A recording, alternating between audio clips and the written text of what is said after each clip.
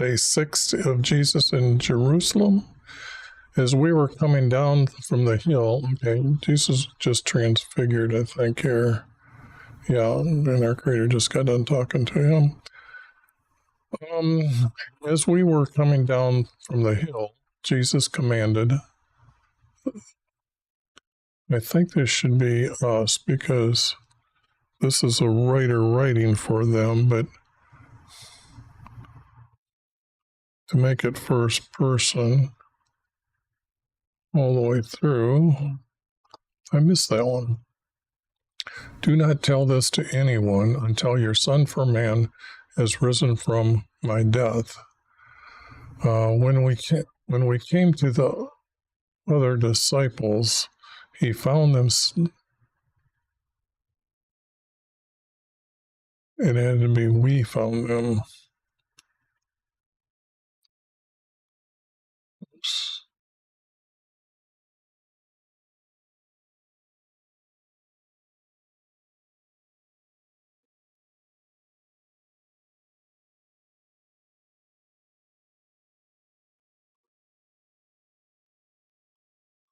We found them sleeping.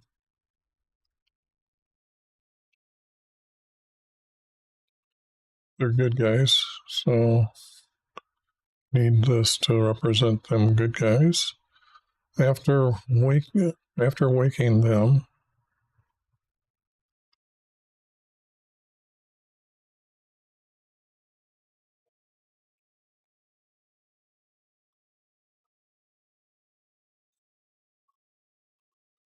Jesus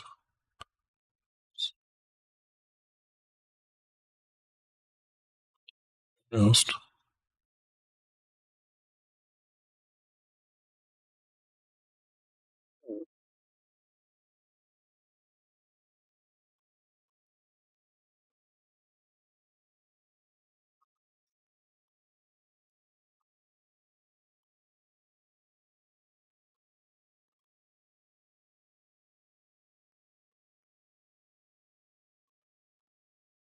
Jesus asked, why are you sleeping?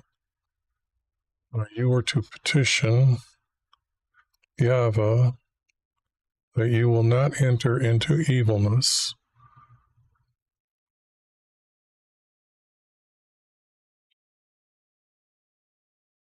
I don't think the word evilness is here.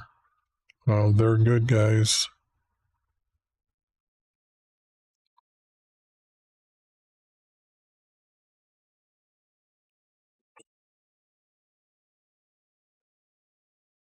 Trying to remember the text above that he told them already, and it's about them when Satan was arguing with our Creator that he wanted Peter's soul.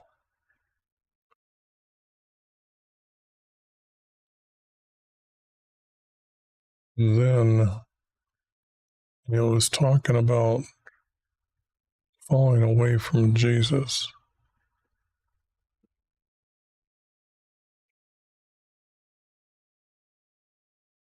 I guess unbelief would be the word I'm looking for.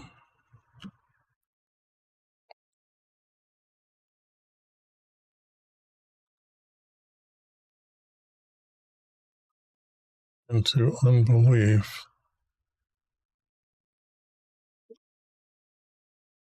That enter.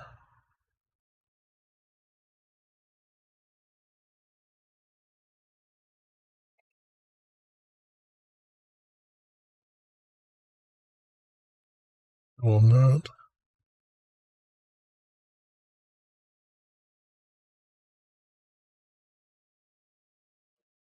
become unbelievers.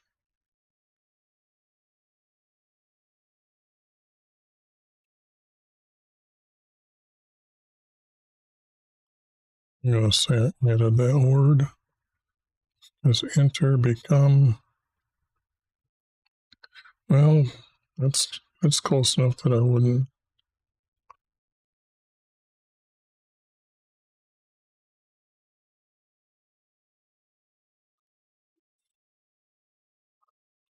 I could say enter and become similar. Okay. That you will not become unbelievers. But now is the time for your Son from man to be betrayed into the hands of sinners.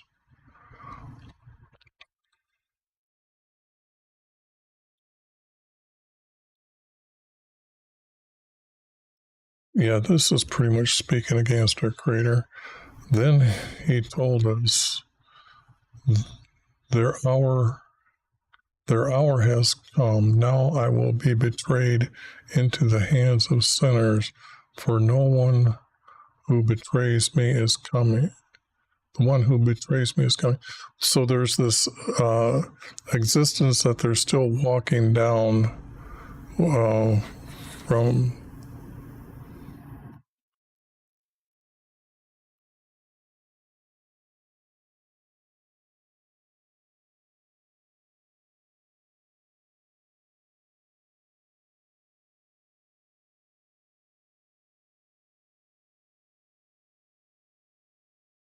It's got to be hilltop,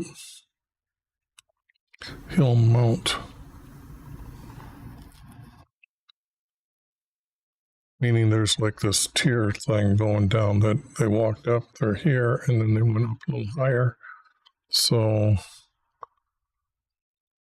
it has to have hill mount. And now they're down a little bit farther. They woke up, and as they're coming down,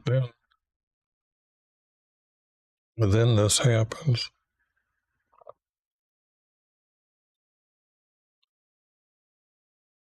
For the one who betrays me is coming. While he was talking, Judas came with a crowd and with officers.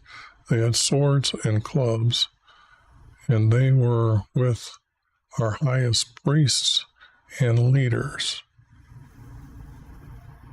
That's including judges, elders, a few of them, maybe even top lawyers.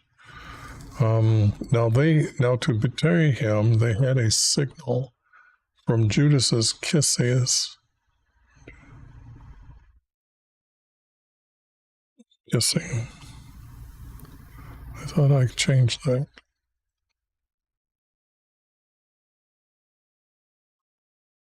From Judas kissing, we will be, Judas kissing will be arrested and led away.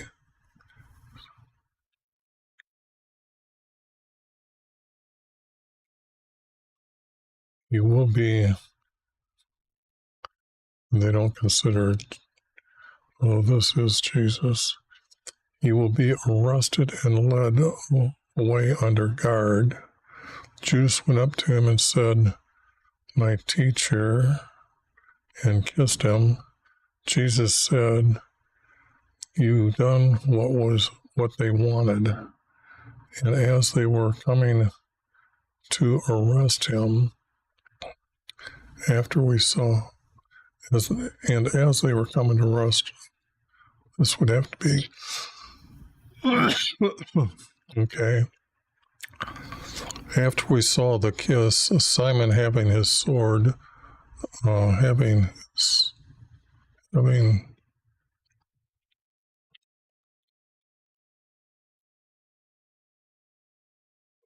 I'm going to put it as having his sword, meaning that many of them carried it. Otherwise, it would just be considered as Simon having a sword.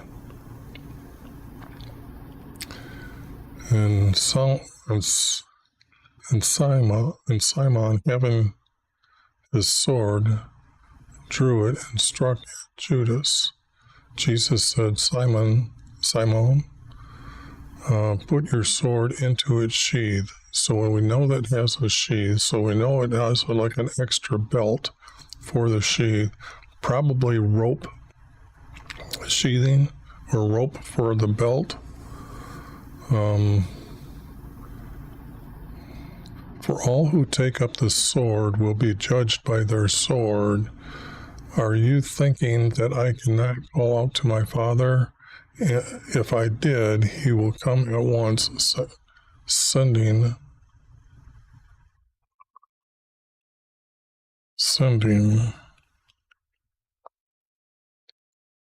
Oh, I see. Okay. I'm reading wrong here.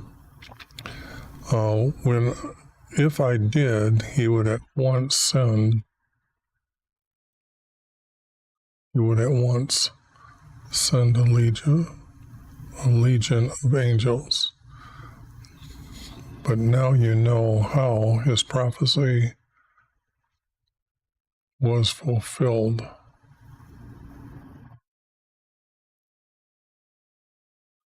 But now you know how his prophecy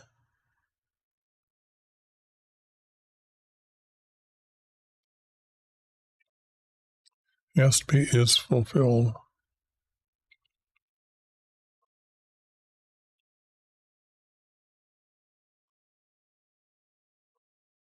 The betraying, it's talking about the betraying. Now you know about that part. Okay, so the word was is correct. But now you know how his prophecy was fulfilled, the kissing of Jesus. Because against our Creator told him to kill all gays. So this would have been a male kissing another male, and now it's an arrestable act. Well, then Jesus said to our highest priest,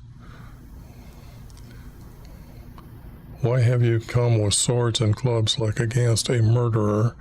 Daily I sat by his gate and taught against you, and you did not arrest me. But I know this is the hour of your sitting in darkness. Yet all this has taken place, so his prophecy is fulfilled." Peter followed them. Then their officers arrested Jesus and led him away to Caiaphas's courtyard.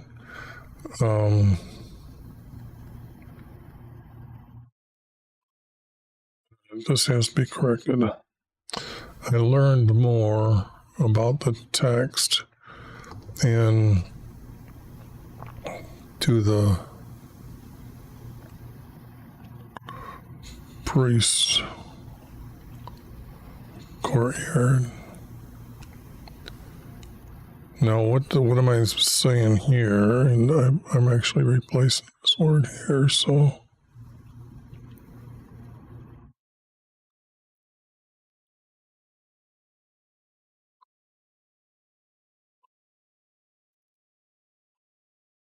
What it is in Jerusalem, the king has his place across the gate from our Creator's, which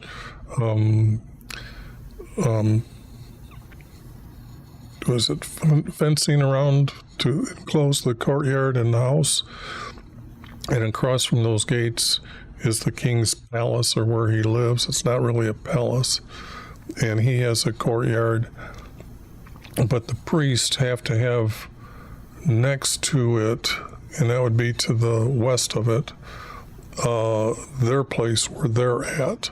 So it can't be just this guy's, although he's the high priest at this time. I don't think that I want people to understand that all the priests live there until their service time is up to the priest's courtyard. We scattered, but Peter followed them, as did Judas. When they entered the courtyard for the highest priests, there we go.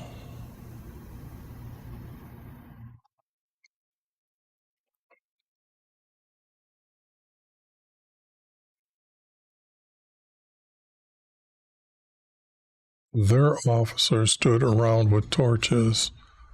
I, Peter, stood by one of them as our highest priest questioned Jesus about his teaching.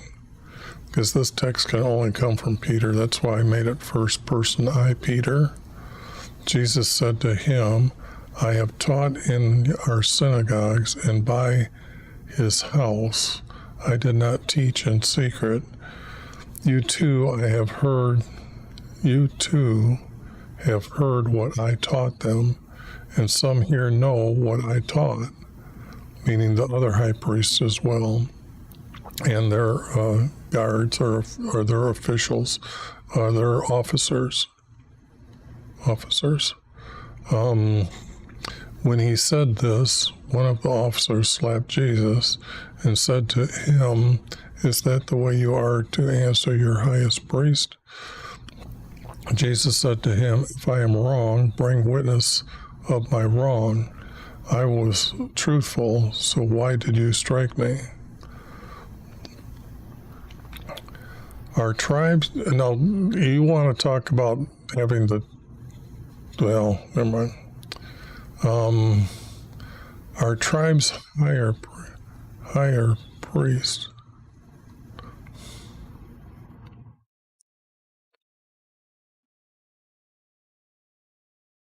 Well, this would be the others around him.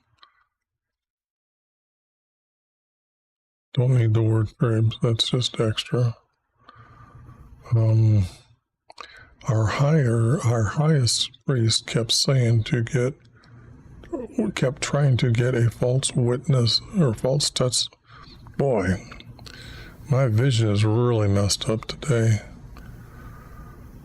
Our highest priest kept saying to get a false testimony against Jesus in order to condemn him to death. Then many had given a false testimony against him. Then two came forward and said, we heard him say, Romans will destroy his house, and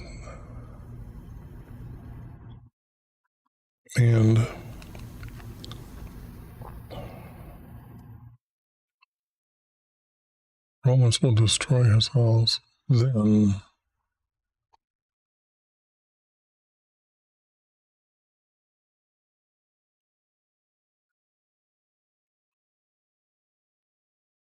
Then our highest priest asked, I'm going to have to, I think I can do that. I was just thinking how to get I have a Bluetooth keyboard, Bluetooth, and it's not responding as quick as the other ones, even though this one is, I thought it was more expensive than the last one I had. Our highest priest asked Jesus, why do you not answer him? What these men are testifying against you?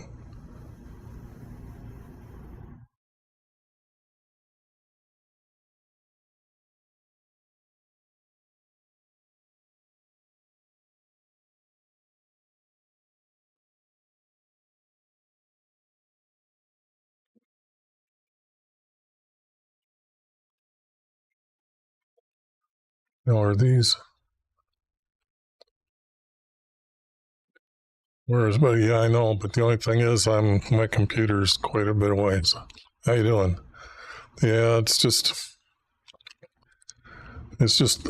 Look, I'm sitting in a lazy boy chair, so I'm, 30 inches away from my screen easily, and my computer has got to be way over there, like 4 or 5 foot from me. And anyways, it's just the way I've been for like all the time I've been on a computer, probably 30 years sitting in a lazy boy, and I've had those, and I give them up a long time ago because I pick it up and put it down and the cable gets in my way.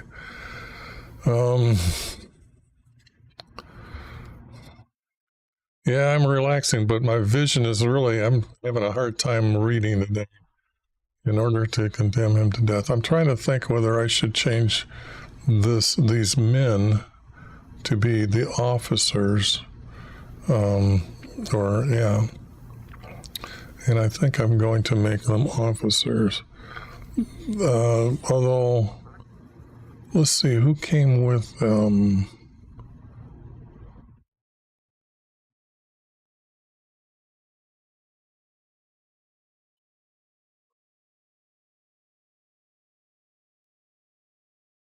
Judas came with a crowd and with officers. So is it one from their crowd?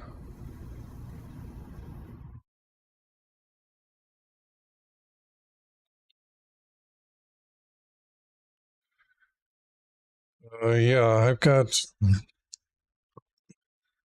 I've had a mild stroke, and it started when I was driving around, and when I stopped and a car was in front of me, I could not see the tail light or the car that was parked next to it.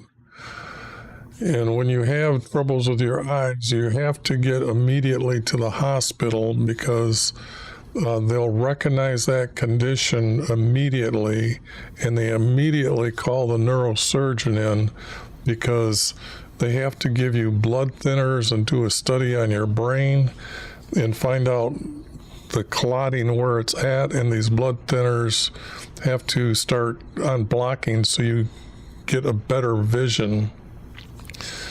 And my vision is like a small dot is missing at the 10-11. So if I'm looking straight this way, I'm over in this position and I'm trying to glance at the text, and a lot of times I don't see the first letter of the word or partial of it. So, but today I can't believe when I'm reading it across, I'm having more trouble. Oh yeah, the vision. Yeah, the vision is, in fact, I just went to a doctor that does that. Was it checking for cataracts? Just because I know he was going to get in there and tell me exactly what I can and can't see. And he told me, when I told him the story, he said, "Well, it's surprising that you're one of the first that have told me. And from this test, I would say you don't have you never had a mild stroke, but yes, you have vision that's got some trouble areas." So, but he told me I didn't need cataracts to get my vision a little bit better because I was kind of blaming that on some of this that I've got here, but everything else is okay. That's the problem. It's hard to describe. It's like it's not there, but it's not like a black spot. It's kind of like a foggy brightness of the colors that are supposed to be there. They kind of, your brain just kind of puts it in there, but I can't see it to actually describe it. I know when I was looking at them in the hospital, I say, when I'm looking at you, I can't see your half of your face when I'm looking right straight at you. And they said, well, that's a mild stroke. So they knew exactly what it was, but yeah, it's a more of a blind spot than a blurry spot, but it's, when I'm reading back and forth, I'm just thinking it's blurry because I do have cataract fuzzing, and it's not quite at the mid stage yet, but it just means that there's some spots on my eye that I can't even correct it with glasses. So maybe I should check to see if I clean them. Maybe that's the problem. Yeah, they could use a better cleaning. Didn't do that. So, yeah, life goes on. I'm glad I'm at the end of the text here because I only have to make about 60 more videos. So maybe 100 more videos. Put your sword into your sheath. Okay, now what I did was I grabbed the word to change. One of the officers slapped him, so let's see. 2 came for 2. I'm gonna have to put it here. 2 officers.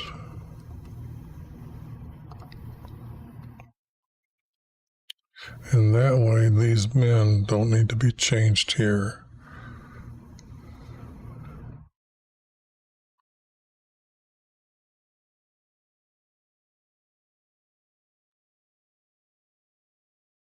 Okay, then our highest priest asked Jesus,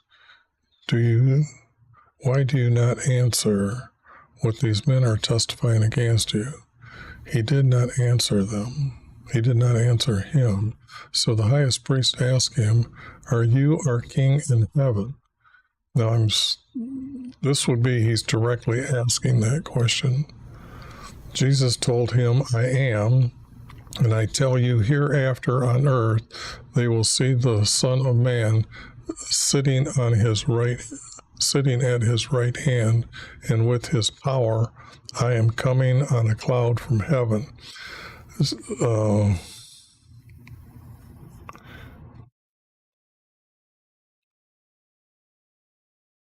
going to replace and with the word then.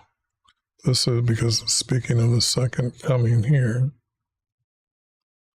And he has been saying that to them.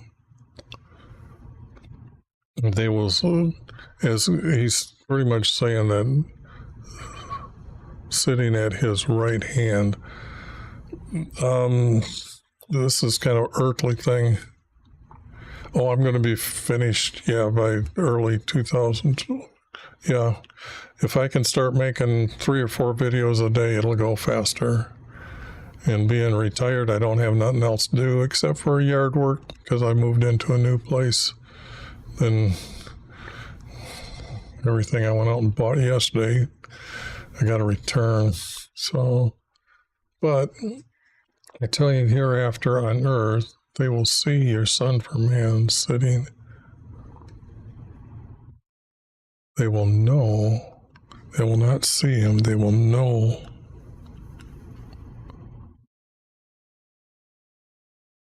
Yeah, see is the word is wrong here.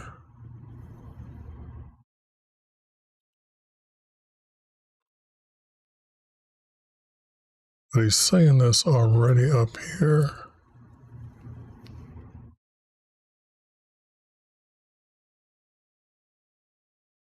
Hereafter on earth, they will see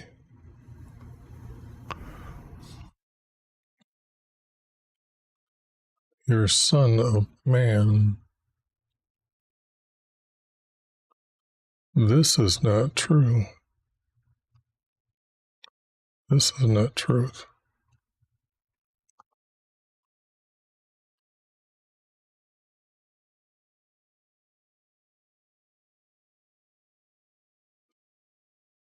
I tell you, hereafter on earth, they will see your Son from Man with his power, for I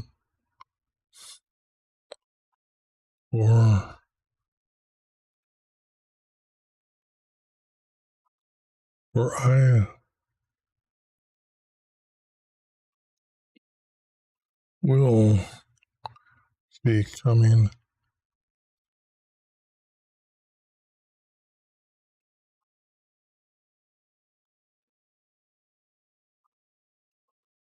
I will be coming on clouds from heaven. And this is coming from the North Star area.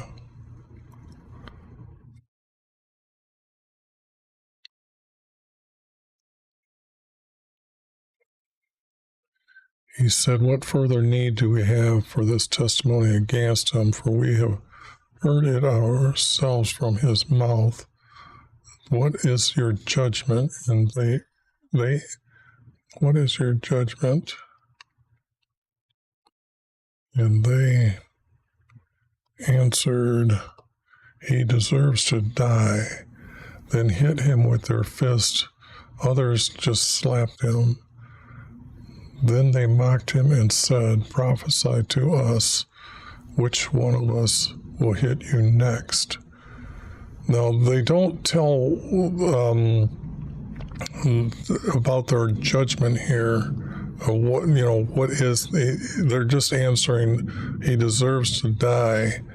And this is pretty much the summation when they know that he tells them, I am your king from heaven. It goes with everything he's been saying that they've been hearing, that my kingdom is in heaven.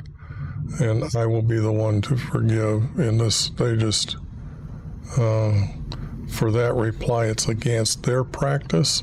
So then he just deserves to die, because there's nothing here yet that says he deserves to die.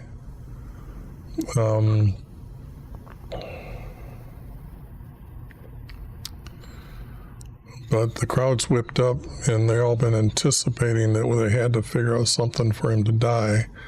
So I guess that verse is right.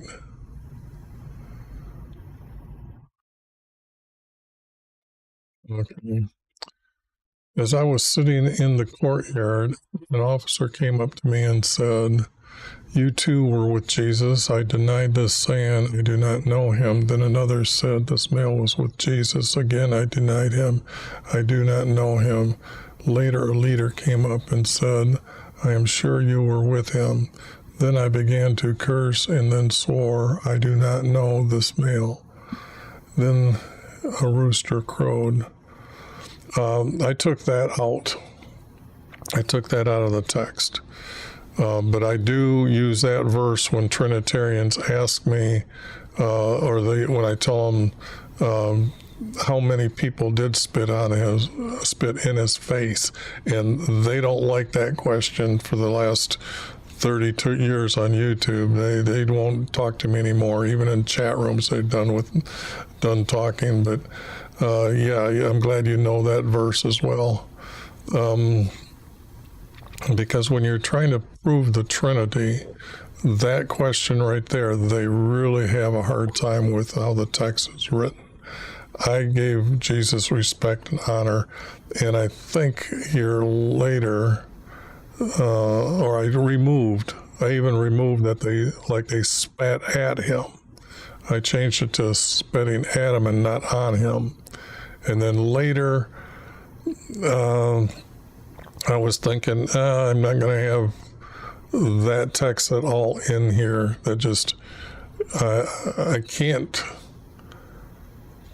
disrespect Jesus. So if there's any influence on the text that I can say would be like those words that were judged, that no, enough of this. They're beating him. He's going to be crucified. They know that they've planned it, that he's going to die. They've already got planned for him being arrested. And this gay kiss that Jesus gets by Judas is the other one that I asked the Trinitarians. And again, that one doesn't get any answer or reply either, except for the argument, well, that was just a kiss on a cheek. And I said, well, then that's not arrestable. Then that's friendly.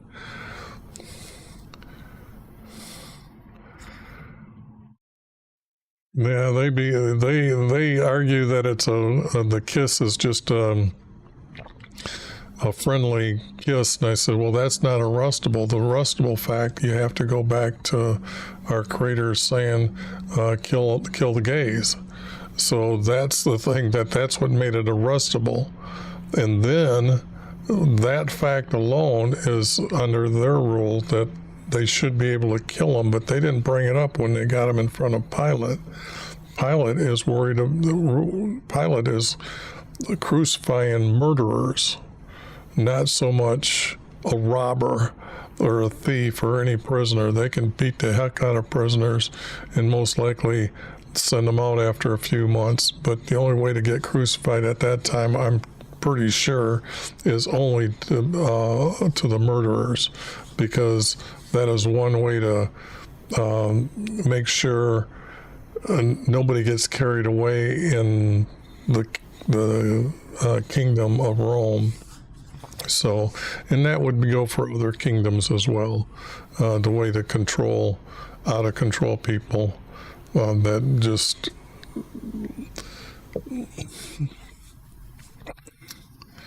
Because you got to look at those that are killing people. They're gathering people around them to say, my way or the highway type of thing. And it's bringing against power of established power. So I just seen that is something that's always been through history. So a leader came up and said, I'm sure you two were with him. I began to curse and then swore, I do not know this male. Then a rooster crowed. Our Lord looked at me, and I remembered his words, before the rooster crows today, you will deny me 3 times. I left ashamed as the officers mocking and beating him. So I've got him still mocking and beating him. I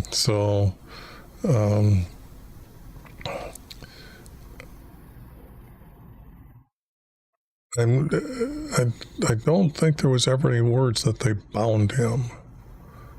So they just hauled him in. So in the morning, our higher priest, elders, and scribes had Jesus bound and then took to Governor Pontius. And when Judas knew Jesus would be condemned for death, he felt remorse and wanted to return the 30, and I've replaced silver with coins, and everybody's going to get upset about that, but Jesus was teaching with coins. Silver, pieces of silver are not there anymore, being weighed on scales.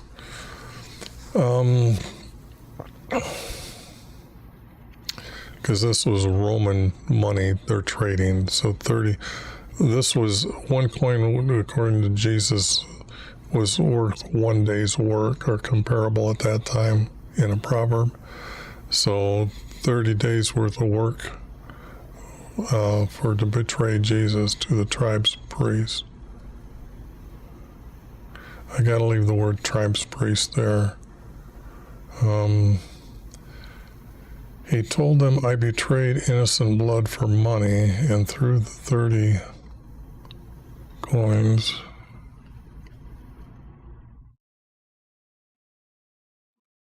at them. The tribe's priest said, put them into our treasury. But they counseled together, and the money was buried in the commoner's graveyard after he told us.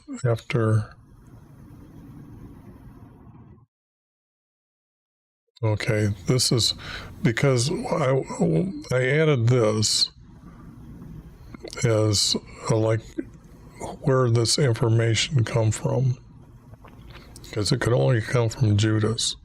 I knew that much, but they counseled together, and the money was buried in the commoner's graveyard.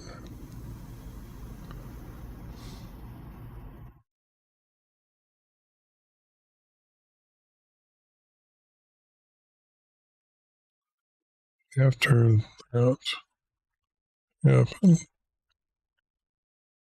he told us. That's better. After that happened, he told us. Then he went and hung himself. Just as prophesied through Jeremiah's prophet, they took 30 pieces of silver, the price for the one whose price had been set by the sons from Israel, and they put them in the potter's field. Now, this has to have a note.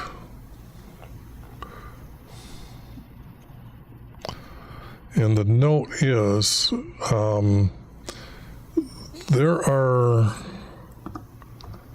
there's a prophet that is going to go to the potter's shed. The potter's going to break this pot, but then what he's going to do is take the pot with him, go over to the house for our Creator. And remember, the road coming in that Jesus takes in is there for a long time. So what happens is you've got this road coming in, and then the house is below here, and the gate to get in is here, and then the king's house, the priest's house here. I might be on the other side when you're looking. When you're looking at a map, looking down and north is up. I'm talking it's on the west side, and the house for our Creator is on this kind of flatness that they took the top of a mound of a hill off, and then it goes down. But this road that's coming in, he's taking them over to this gate, or by the gate, and he's throwing this pot into the potter's field, and making this, you're going to be taught, you're all going to be left, because he's going to do this to Jerusalem, shatter it like this pot. So this was like where they were throwing their garbage out area, the potter's field. There are so many shards down there. Over time, and that's going to be after they come back to it has to come after that. When they cleaned it up, they ended up turning it into a graveyard, and that's where, when Jesus was crucified, we know it's across from this graveyard area, and that's the graveyard that's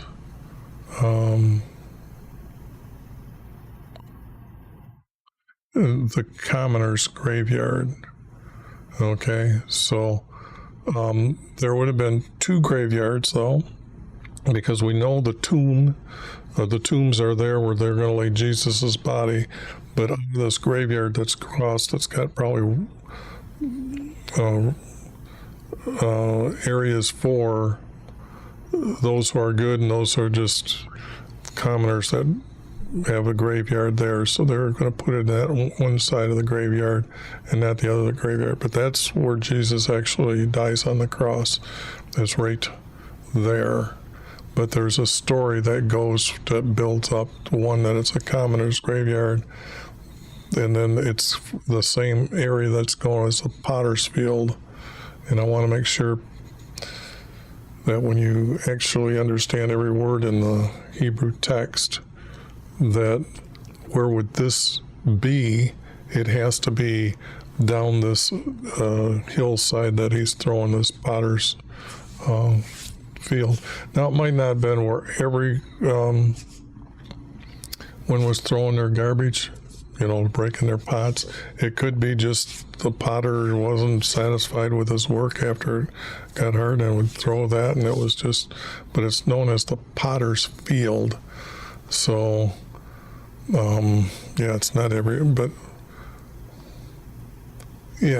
but the potter lives in that area, okay? Anyways, there's a lot to read into the text. So, a month of work to betray. I guess I don't know what you mean by that. So, a month.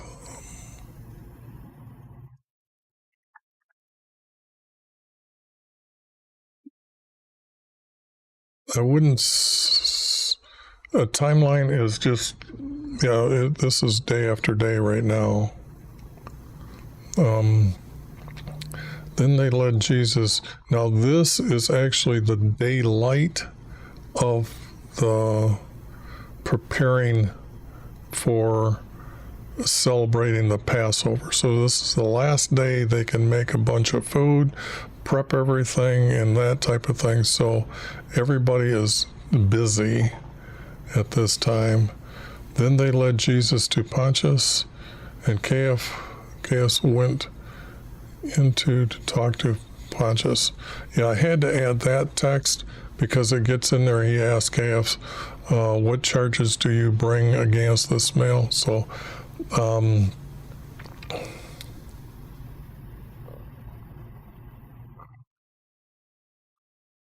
and after Caiaphas,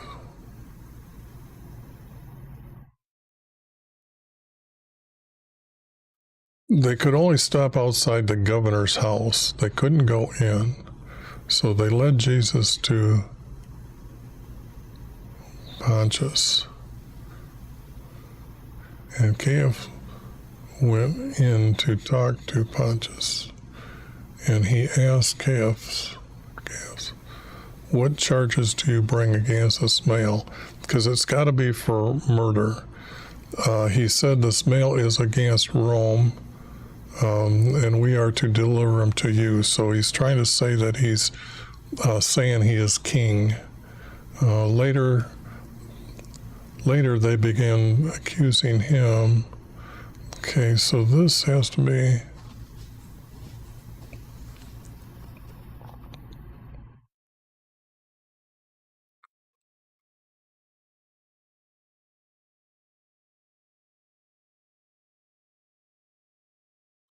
If I add his name up here,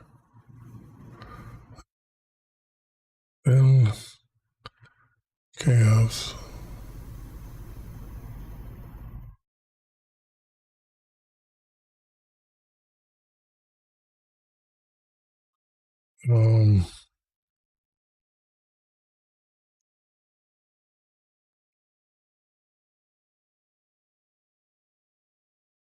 Jesus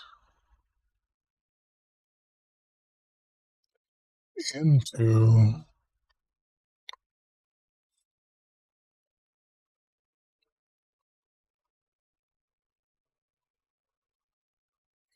consciousness.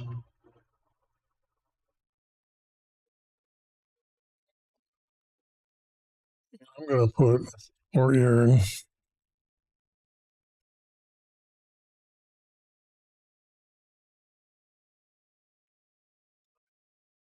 because he should be living in what would be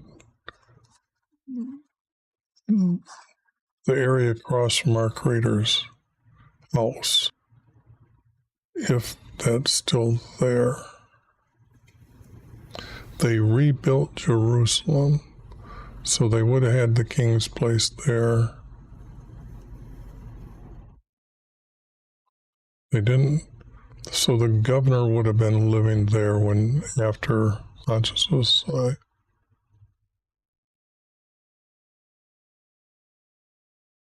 yeah, I'm going to have to do it this way. Courtyard, and he asked Half, what charges do you bring against this male? And he said, the male's against Rome, so we are to deliver him to you.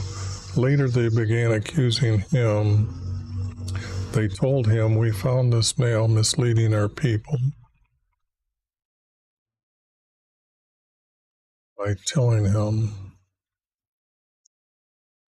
This has to be by telling him, not told him.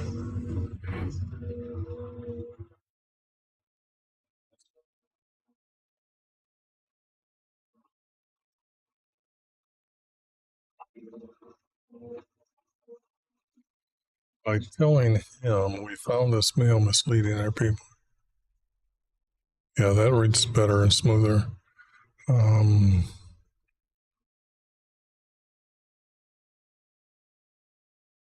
As far as 30 here, sorry I missed your comments.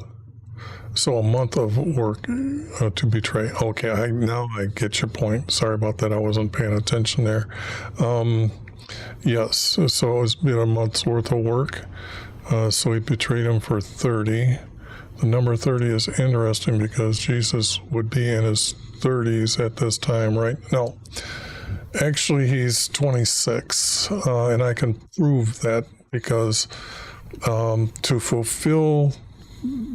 be able to forgive sin, he must fulfill the priests when they get to enter into the courtyard to minister to our Creator, and then actually walk into the meeting room and ask our Creator, who's used to shine above the mercy seat as a light above the mercy seat.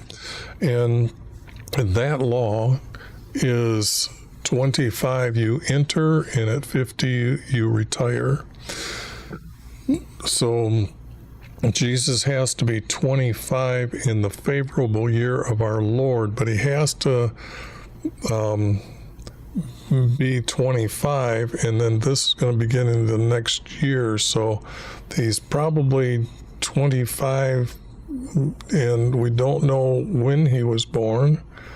So what I've done is just saying that if he's even 2 months or whatever before the next year, we would count him a different a year. So he's 25 or 26 at this time. and he was forbidding them to pay taxes to Caesar. They're just making that up. Then they said he himself said, he is our king, which Pontius said, judge him according to your laws. Caiaphas said, we are not permitted to kill anyone claiming they are a king. And I had to add this because that's what he's directly speaking about. Pontius summoned Jesus and asked him,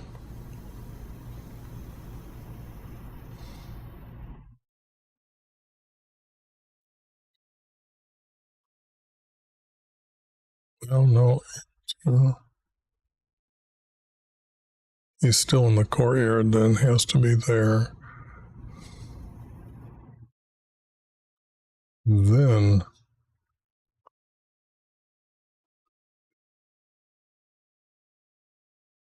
so I've got to add this text.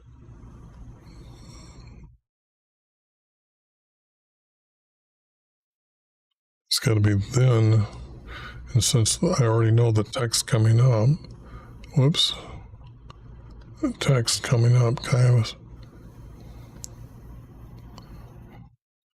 and her priest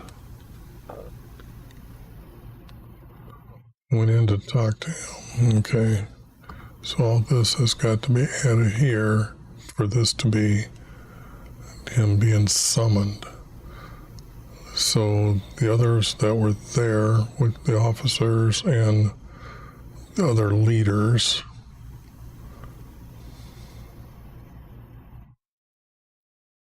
okay, that all has to take place. This has to exist. We can't live without this verse here.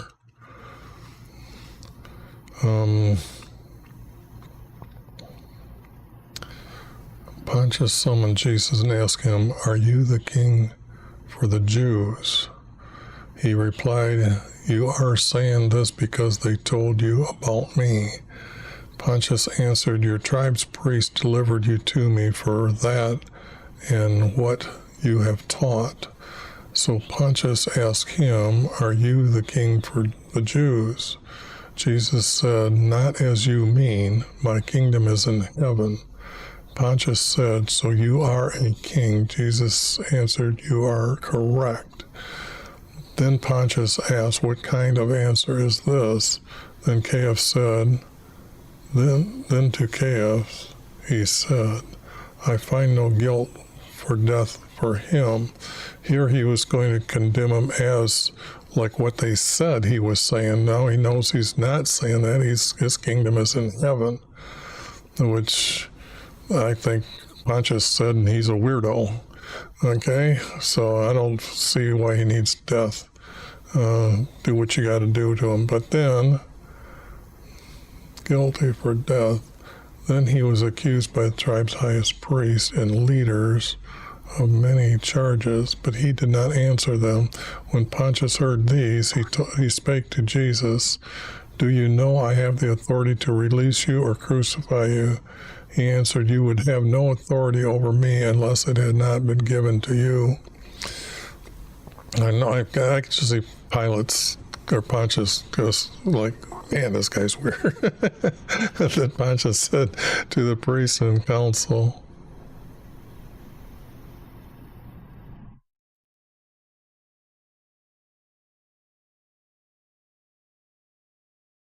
the priest and council.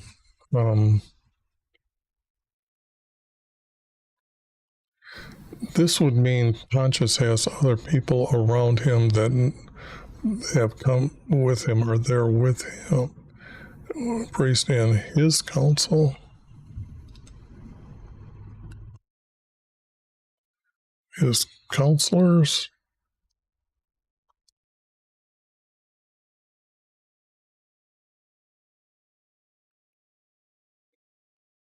Let me see if that's just a word. Yeah, he even spelled it right. hopefully, let me do a quick theorist check. Couldn't find anything. So how did I know that I spell it right?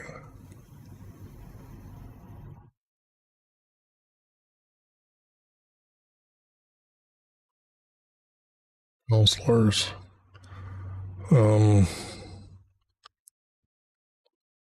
Well, when all in doubt,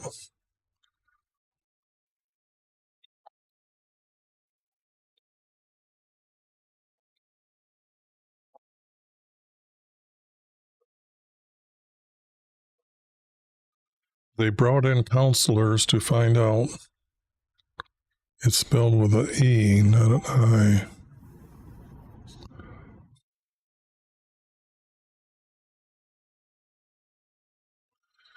That's one great thing about having an iPad that right here handy.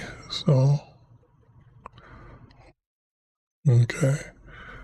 In his counselors, I find no guilt in him, and they insisted by saying he stirs up our people with his teaching, even in Judah, but he started in Israel.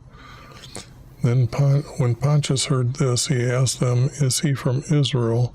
They said, "Yes."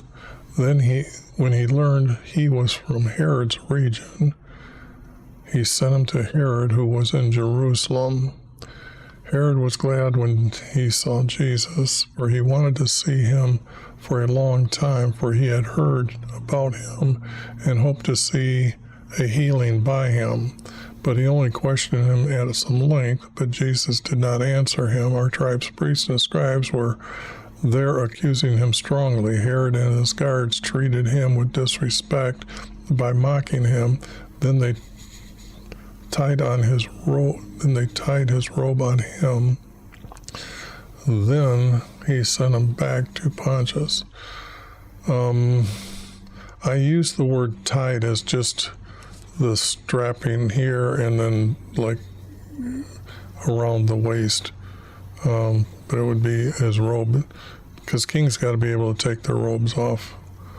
And he probably wasn't wearing his robe at this time until he was there. He had to be presented in his authoritative robe. So is Pontius with his robe? Most likely. After Pontius summoned our highest priest, they came before Pontius' judgment chair with their people. Before them he told them, "You brought me this male as one who incites your people to rebel. Yet before you I have found no guilt in him regarding the charges you made against him." I gotta change that to a period. Even Herod sent him back to me. Nothing he has done deserves death. Then their officers brought Jesus out wearing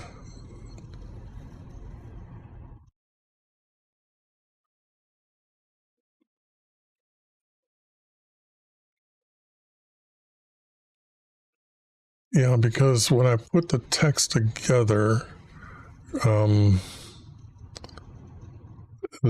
Jesus was wearing a crown of thorns and purple robe. That had to go someplace. So, because when you actually read the text, the assumption would be that these guards made this crown of thorns. That couldn't have been done by the Romans. So I made sure that the priest officers, then their officers brought out Jesus wearing a crown of thorns and a purple robe. Then Pontius looked at him. When our highest priest and their people saw him, they said, "Okay, now wait a second. Okay, where are they at? Okay. I want to just make sure that, so this has to mean that there's actually a platform at this place where he is governor. So it has to be in the courtyard that they have this, the king's courtyard, when Solomon had it built, it would have been a very large courtroom or courtyard. Our Creator's courtyard was 100 cubics by 100 cubic square. A cubic is actually 18 inches. So if it's 100, this is like 150 feet. So the king wouldn't build something bigger than what the house, our Creator's house, would have been. But across there, it would have been at least this wide. And then he would have built his place. It wasn't a palace, but it was where the king lived. And it did have a treasury room. It did have a throne room. It did have, but for a judgment chair, it would have been set out. And I'm just thinking this is where where they took Jesus. Because you remember that when they take him, they're going to take him just around the block and then down the road. So it's not like Jesus was taken like a mile or two from where this is at. And I'm assuming that he's in the king's living quarters, past king's living quarter.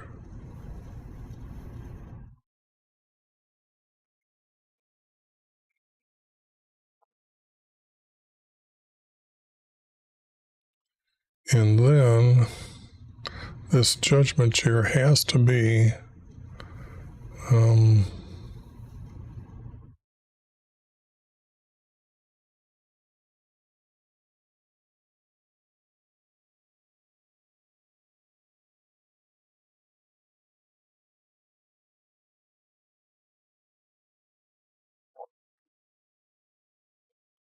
it has to be there in the courtyard, but this judgment chair can't be in the courtyard.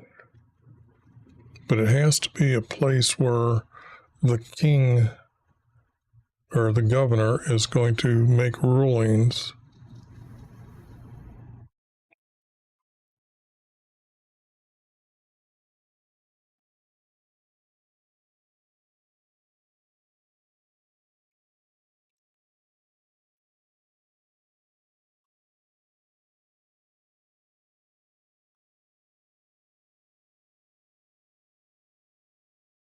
And there's got to be, because this area's got to be big enough where all this crowd can get in.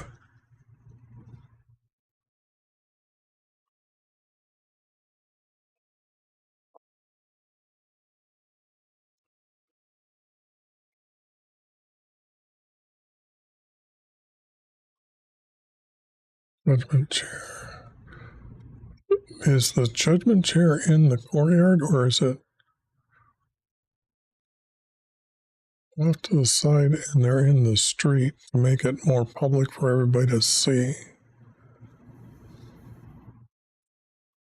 It looks like this place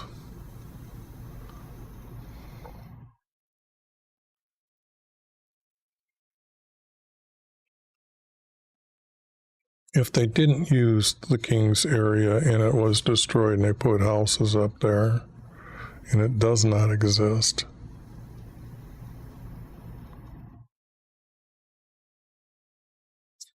then what? You've got to have this area where somebody is going to rule from Jerusalem. Now you got to remember, Daniel brought him back. Daniel, I don't think he lives long enough to, his timeline doesn't match up that when Jerusalem was completed, but he most likely would have put back everything that would have been there to say they rebuilt Jerusalem.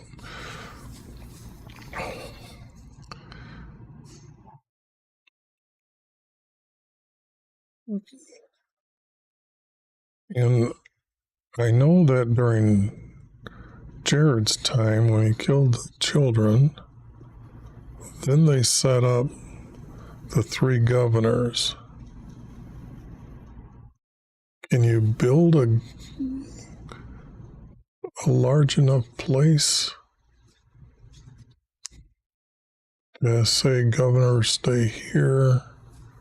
And I don't think you'd have time to build something elaborate. You'd have to start with something elaborate. So my best guess is it's still where the king's house was. But I'm thinking this judgment chair has got to be not part of the courtyard, but facing out to the road for the people to assemble. So on the corner of the western side would most likely be this podium,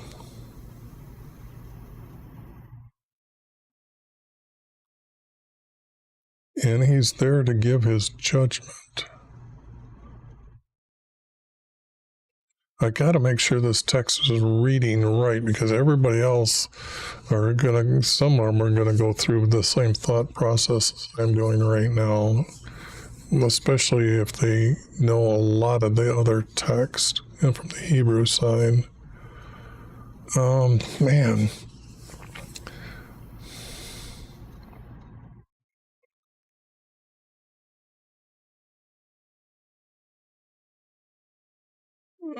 So it's got to have,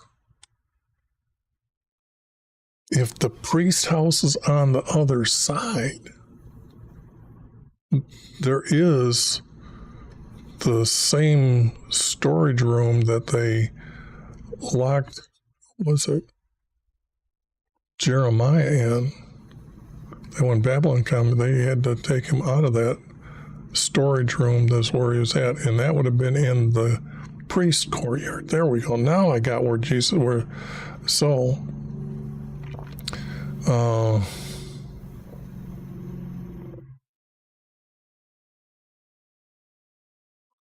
brought Jesus from their courtyard there. Now the story's getting filled in correctly. And then it would have been from there they come out. Now, he could have had for other different things, but to say that he's now coming out wearing this, they had to put him someplace. But the place across them, yeah, okay. Then their officers, then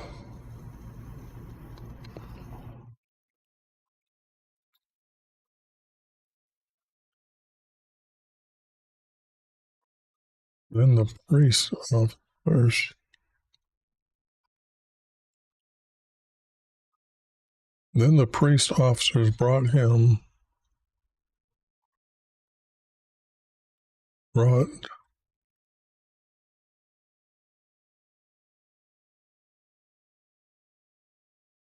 him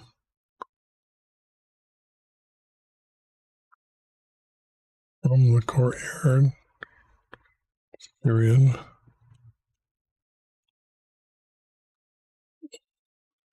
And Jesus was wearing, this makes more sense.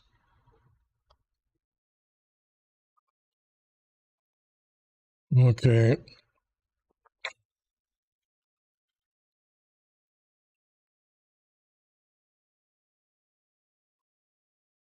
So this place does exist. There is a storage place in the courtyard, and Jesus wearing them. And Jesus was, boy, it might have taken 10, 15 minutes to get there, but that's, I'm checking everything I know. So, and our creator's helping me here. Or I got an angel thumping me inside my brain. Don't forget this here. Don't forget that. Okay. Then the priest's officers brought him from their courtyard, and Jesus was wearing a crown of thorns and a purple robe. Then, do I have to make it a color? They're wearing a robe. Royalty is what they used for this, but I don't think I'm going to leave purple here. It doesn't need to be there. It was a robe they put on him, didn't have the color. I think there was a color here, but it doesn't need to be there. The robe there, you understand, it's the king's robe. Then Pontius looked at him. When our tribe's priests and their people saw him. Now this would have been that they're walking him down the road to the corner. It depends on which way they exit, but they brought him out of their courtyard. I would say their doorway to their courtyard is closer to the fence of the courtyard for our curator. So this, yeah, they had to bring him down. Well, no, he would have been on the corner too. So it's actually just bringing them out of their courtyard, and everybody's getting in this frenzy. So it's right there.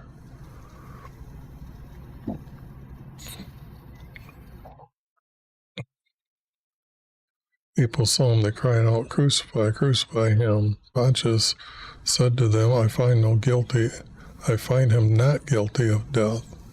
Caiaphas said, but this is our custom that you release someone for our Passover. And we do not want you to release Jesus. Okay, so it's their custom that mankind came up with to represent our Creator's passing over. Now, I know I've thought about this before, but let me see. Knowing their practice very well, what are they doing about the passing over? They would be saying you're a prisoner until you become a god. You're a prisoner. And this passing over would be our custom.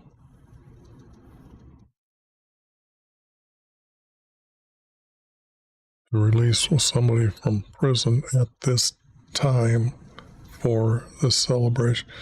The Passover, they don't respect it as a Passover, so I gotta correct that right there, because they're just mocking the Passover. It is our custom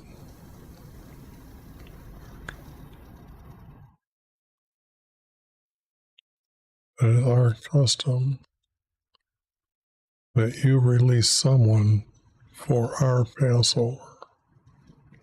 Not our Creator's Passover, their Passover.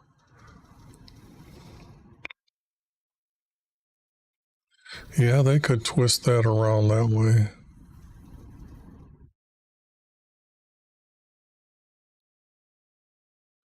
Their practice is if a male loses his seed, they would be like murdering yourself not to become a god.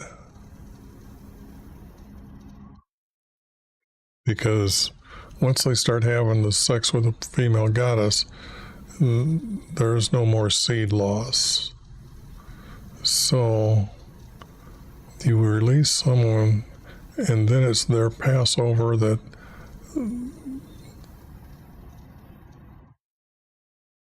would save the Israeli males.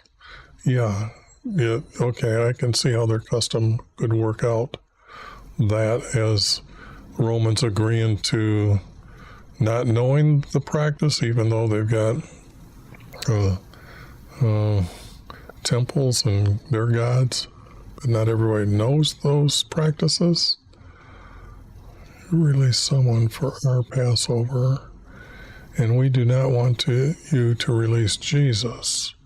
Some of the crowd answered, you have a law, and by that law he is to die for him.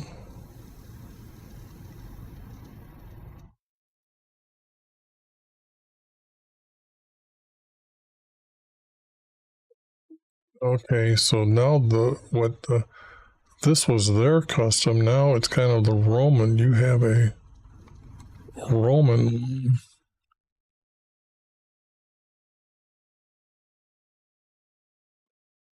You have a Roman law, and by that law, he is to die for him, and he made himself equal to our God. So, how is this tied to the Roman law?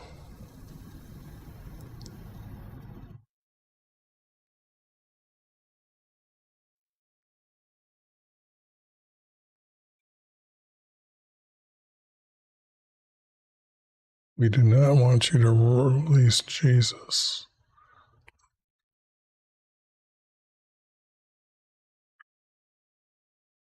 You have a Roman law, and by that law, he is to die for the one who we're asking to release. So we're switching a true murderer for the one who is figured, okay.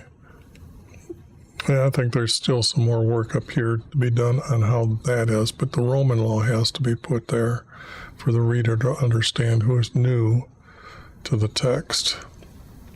Then Pontius made another effort to release him, but our people cried out, saying, "If you release this male, you are no friend of Caesar. For anyone who makes himself out to be our king opposes Caesar." Now the crowd's being whipped up, and Pontius is not going to say, "No, look, his argument here is that he's king in heaven. He's just weird." Then when Pontius heard these words, he had them bring Jesus before him and them, and he sat in his judgment seat. So this is why I had to put where they were at up here, way back up here before Pontius' seat. So we know that he's got this seat someplace. Okay. Yeah, I think I can get through this. Yeah, and then I'm going to call it an end here. Now it was before our celebration, their governors allowed their tradition to release to our people for any prisoner we wanted, and Pontius was holding a famous prisoner. Now, let me see. This has got to go to this law. Now, before our celebration, their governors allowed, so it's in all three areas, allowed their tradition.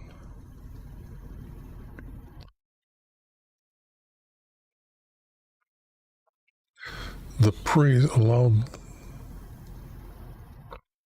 it has to be our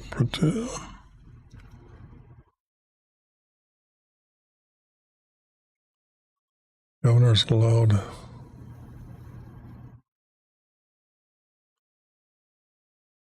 I put it as this tradition would have to come from the agreement that they made over what mankind came up as their custom to talk about the passing over, and then to release one of theirs, even though through evilness. The Romans had to come up, so this is saying this tradition is what was discussed.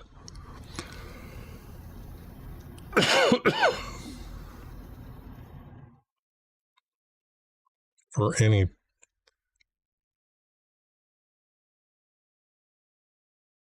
allow this tradition to exchange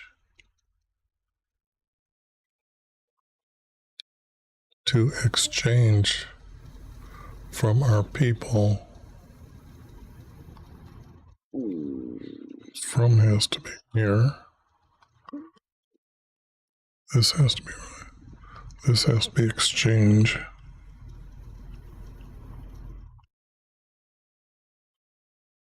To exchange. Can I use a different word for a 12-year-old than exchange? Let's see what the secular theorist has.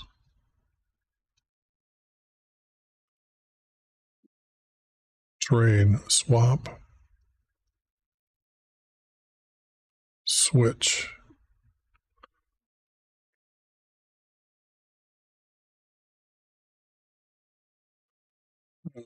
Get them again. Trade, swap, trade. I guess that would be the agreement, would be closer to the word trade, would be more.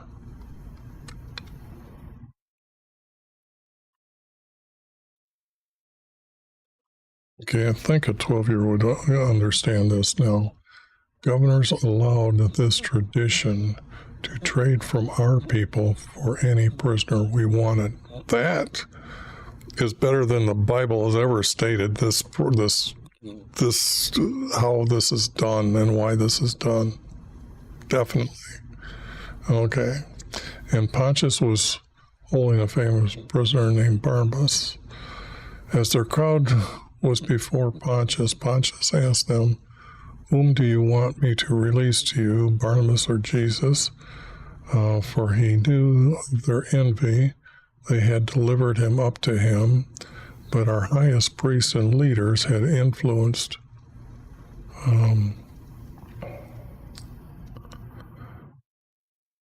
I want that word there, their crowd, to ask for Barnabas and give Jesus his death. So the group cried out, not this male, but Barnabas, Barnabas. Okay, then Pontius asked, what will I do with him? For they are calling him the King of the Jews, the King for Jews. Which of the two do you want me to release to you? They answered Barnabas. He couldn't talk him into it, for he had been thrown into prison for murder. They weren't going to, you check this word, it was robbers. They ain't going to crucify somebody for a simple robbery. It just does not make sense. Murderers, yes. Then Pontius asked them, what will you do with Jesus? What will I do with Jesus? And they answered, let him be crucified. So he's kind of saying this several different ways. He asked them why, what evil has he done, but they kept shouting, let him be crucified. They insisted with loud voices that he be crucified. Their voices prevailed, and Pontius declared the sentence that they demanded. Then he went and washed his hands in front of the crowd. So there was a bowl of water next to his chair, so when he got up, he went over and washed his hands. Then he shouted, I am innocent of this male's death because you guys are asking for his death. I guess this is why he made them think about it and make them answer many different ways for this death, to be blamed on them, not him or the Romans. Our people answered, let his blood be on our children, us and on our children. Then he ordered Jesus to be crucified. Okay. I'm going to go a little bit farther here. Well, I only got 2 more pages to teach, and that would be, this is good enough to call it a day here, or this. And then I will make another thumbnail starting here with this one. And that gave me the filler to go in. Black Irish, thanks for the conversation today. Hope you have a good day. But I think I'm going to